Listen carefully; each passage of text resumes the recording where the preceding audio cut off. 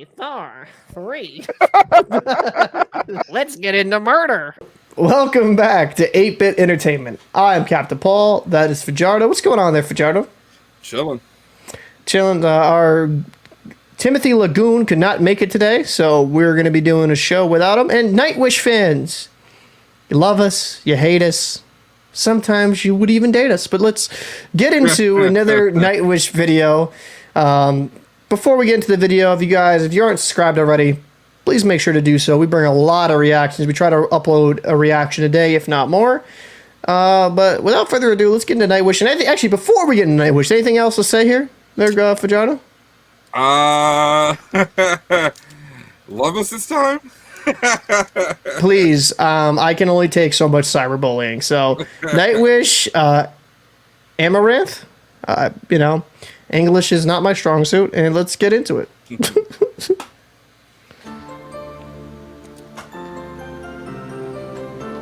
Oh, look at that in the mountains. I like.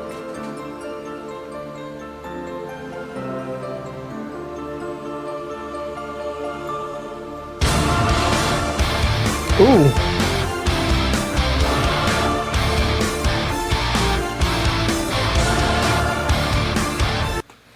Yo, I do like that switch, man. Yeah. Little, like, nice, heavenly, gentle, and they're just going with that strong shit. I like that. Yeah. I love that, man. Let's go.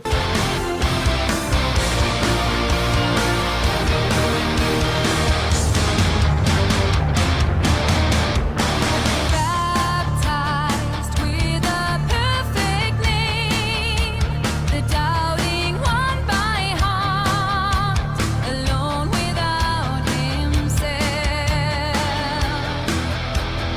War between him and the day needs some.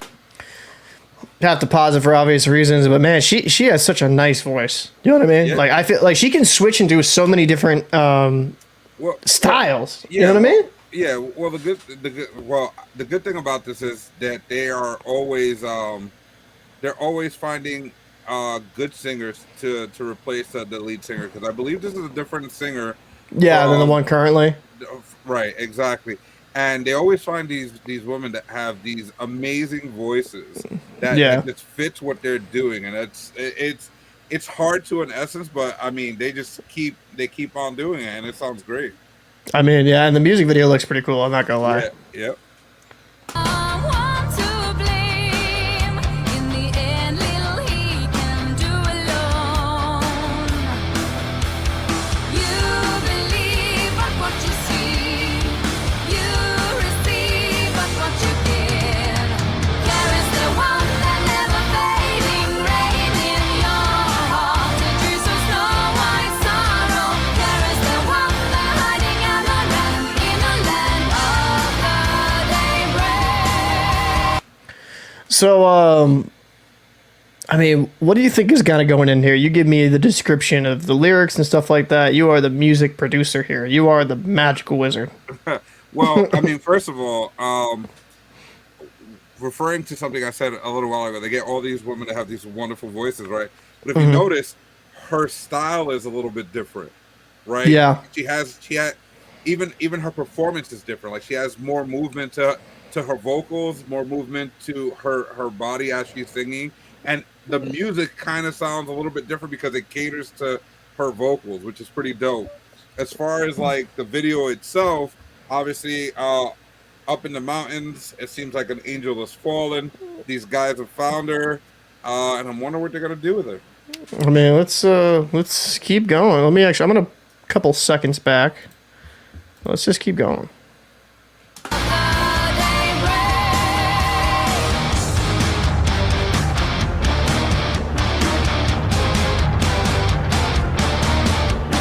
Apart from the wandering path, in this brief flight of time, we reach for the ones who ever dare.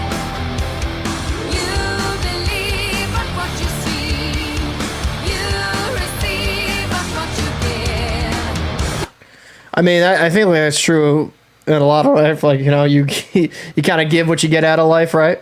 I mean, this definitely is a track that you can definitely like. I could see this on the radio, right? Like on a rock station, stuff like that. Yeah. Because the one thing I do like about Nightwish, right, is they have this over theatrical type music that you would probably only listen to in concert. Like they're really long, and I don't say that disparagingly. I think that's kind of cool how they can kind of go into that bag and really put on an amazing performance, and then they can also prove that they can do the more commercial stuff as well. Yeah. I'm not saying this is overly commercial because I mean, some of the content within the music video itself is kind of a little bit deeper than that, but it's like definitely. It can fit very- both roles. It yeah, can fit yeah, both yeah. roles, a commercial or part of one of their shows where they, you know, they do the longer concerts. It kind of slides into both sides. Yeah, I definitely agree with you on that. Well, let's keep going. There is the one that never fading rain in your heart. It Jesus no white sorrow. There is the one that hiding amaranth in a land of burning rain.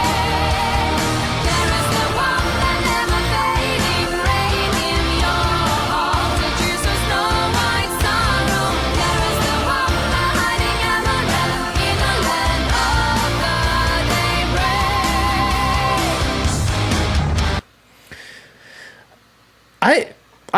This is kind of, at least in my opinion, from what we've heard of Nightwish Fajardo from this particular singer, this is actually the most different, I guess I'd put it in words, that she has sounded on any type of track.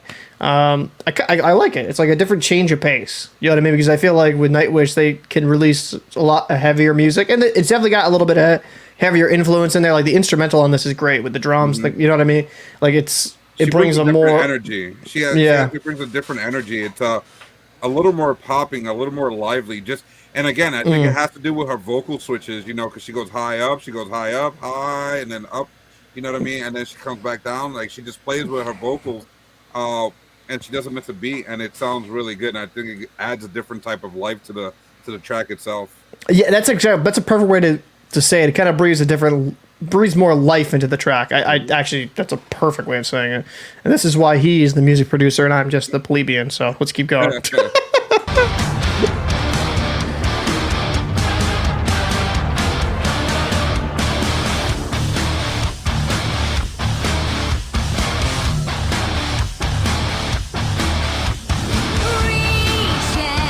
searching for something untouched. Hearing voices, others, never fading, calling.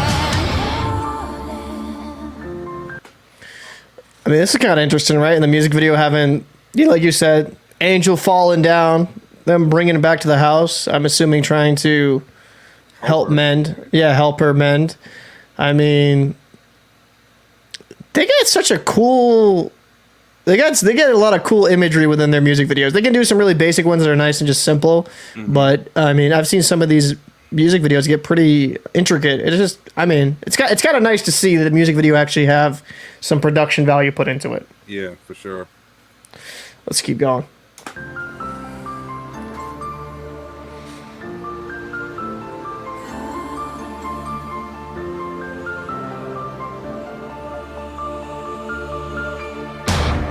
is the one that never fading rain in your heart. It Jesus no white sorrow. There is the one that hiding amaranth in a land of burning rain. There is the one that never fading rain. So, obviously, unfortunately, I have to stop due to copyright reasoning. But what would you have to say about the instrumental and how it kind of complements her voice on this, right? Because it kind of went to her like a little bit lighter, then a little bit heavier, then a little bit kind of lighter. Because you yourself make music. How difficult is that to kind of find that nice balance, right? Well, the key is always finding the enjoyment in it, and just by the way they're playing, I can tell you it sounds like they are enjoying it because you go up, you go down, you go up. They entertain themselves within the music and get lost within it. So it makes once you find that groove, it makes it real easy. But it's about having the idea, having the groove. Once you have that, it goes from there, it manifolds from there, and it's one of those things where you just kind of just want to like, it depends on the artist, but a lot of artists like starting with the beat and then building on it and see what manifests from there, right? And then adding the vocals. And this one, it caters to her voice, though. I don't know if it caters to her voice or if she made her voice cater to the beat, right? So I don't know how they record. I don't know if they record the music first and then they come in with the lyrics and everything else and have her record multiple times until they get it right, or if they say, all right, this is a song, you sing it, and we'll play it based off of how you're singing it or whatnot. It'll be very interesting to know how they do it. We should actually kind of look into that if there actually is some more stuff about that. Let's finish it out. Rewind a few seconds. Let's go.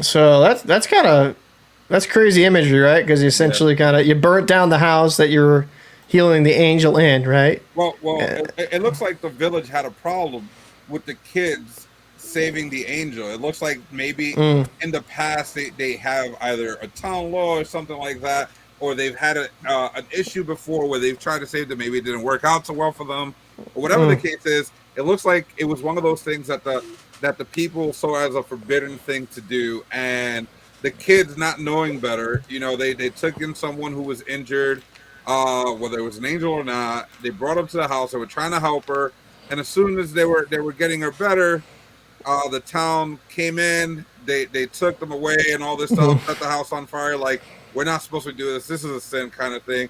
But the angel transcends either way. Yeah, it's kind of like an interesting way of putting it, essentially rising from the ashes, rising again. You know what I mean? Yeah. I mean, that was a cool music video. That was a good track. Let's start with our executive producer here. What would you rate this track? Your thoughts, your opinions? Go. I definitely want to go with a 9 on this one. I think the vocals, the joyfulness in her voice, the energy she brought. With the complementary sound of the track was really good. The video was definitely something to look at. Definitely the CGI they used for the wings and everything else was really good. Only thing that I was waiting for, all right, sorry Nightwish fans, was I was waiting for my man to get on the mic as well, with and break it down, because when he gets on the track, it changes the track too. Like, he's really good at it. So I was kind of surprised not to hear him get on the track, because some of the other songs that we've heard, when he's gone on the track, it changes. Oh, he's done well. Yeah, he's done really good, and it changes the dynamic of the song a little bit, and just makes absolutely it adds like a different depth to it. And I was kind of waiting for it, and it didn't happen, so that was my only letdown. But yeah, I think it was a good track. I mean, so I'm going to give you my rating. I think I was actually going to give this a 9 as well. I was kind of leaning towards 10, but I think I'm going to go with a 9 because that was a phenomenal track. I think it was definitely fun. It was enjoyable to listen to. The instrumental was amazing. I think it was kind of I love the beginning transition from like kind of angelic, right, and then to a little bit heavier.